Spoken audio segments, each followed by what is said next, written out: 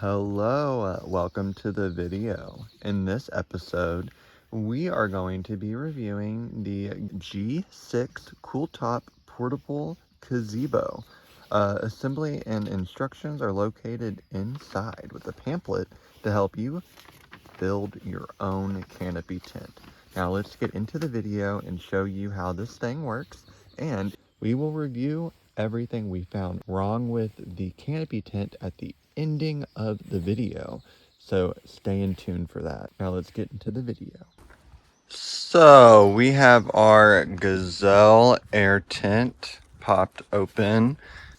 There's a lot of bugs in there. I don't know how they got in there, but whatever. They're there to stay. They're there to stay. It is somewhat anchored down, not fully yet. Trey is putting the air wall flapper thingies up. I guess we're noticing some areas we didn't get. But this might be promising. It seems like a pretty cool little tent. So, before you begin, you locate a level site clear of debris and sharp objects to prevent any tearing in your gazebo.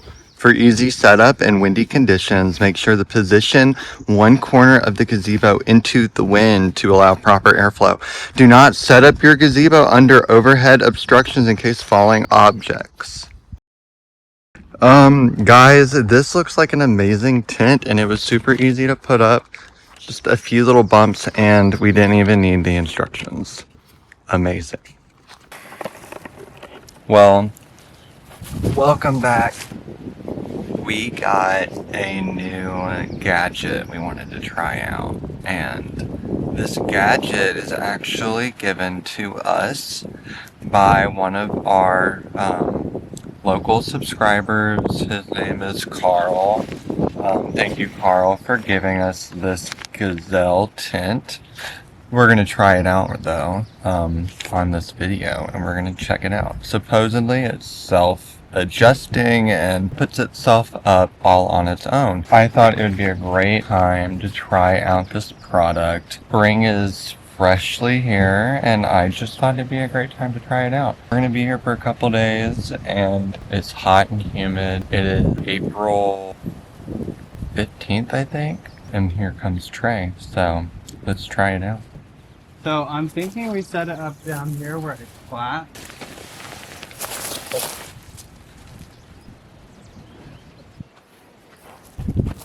Alright. I think that's the middle. There it is. Thank you on left. So keep the roof down.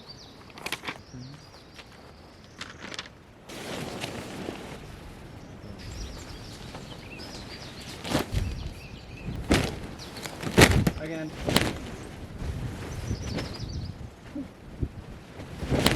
Really does seem like... It is pretty easy to put up, as you guys saw. It took us 6 minutes from not knowing how to do it at all, figuring out how to do it and popping it open. It was a little dusty, but other than that, it was pretty quick to put up, and it looks pretty good. Doesn't look that bad. I mean, it doesn't have plants on it or anything, so it's not super cool, but...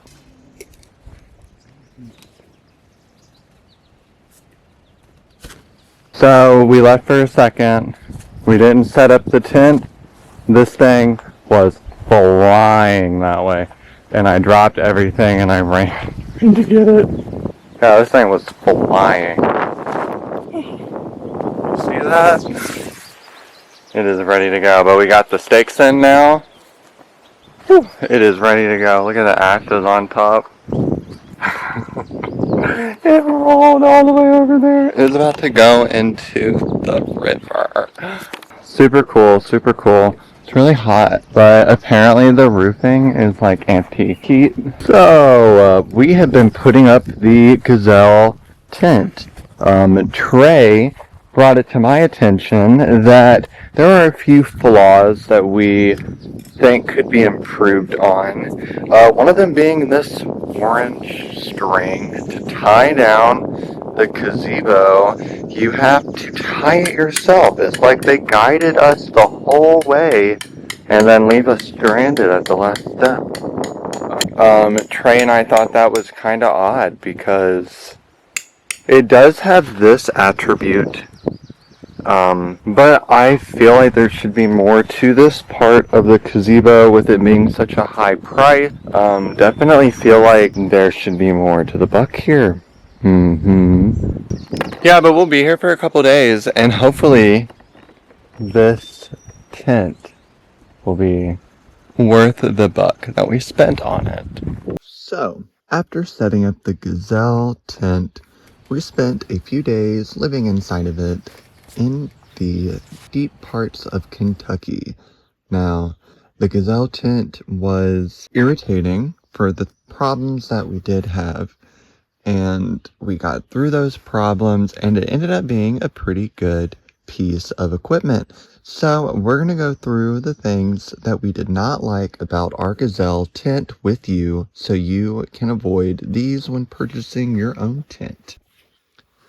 The first problem we have is that the side panels are outward facing, and if you want to change the airflow, you have to undo the entire panel, and then you have to undo the strap and then put the strap back up, and then if it rains you have to take the strap back off and put the wall back on and then retie the strap. So, and that's already 6 times I have to take this thing apart and put it back together. I'm irritated, and the advertisement is easy setup and it's not hitting the beat here. Also, these side panels are outward facing, not inward facing. Who wants to set up their blinds on the outside and not on the inside? So having to go outside to adjust your window is kind of backwards. I feel like that should be on the inside. Other than that, the bars are made out of non-metallic material. We found out that there's no metal at all on this piece of equipment except for the joints. So that means this thing is actually very fragile and will probably wear down very quickly over the years. For it being a total of $800, kind of easy to put up, but the engineering being faulty, I'm gonna have to give this Gazelle tent a 6 out of 10. It just is too expensive for the bad engineering with the outward panels. The strings need to be, detached to change anything, and also the windows. The bars not being metal, it just overall is a cheap product, I feel like. So I would avoid buying this product if you could, but it is a good product if you're okay with it being gone within a year. I expect some ripping to probably go on, the normal wear and tear. Now, the tent was really easy to put up. It's very nice looking. It has good airflow. It's just annoying to adjust, and that's enough to make it a 6 out of 10 for me and Trey. We hope you guys enjoyed the video, hope you learned something, and we hope that you will be with us in our next video. Goodbye for now.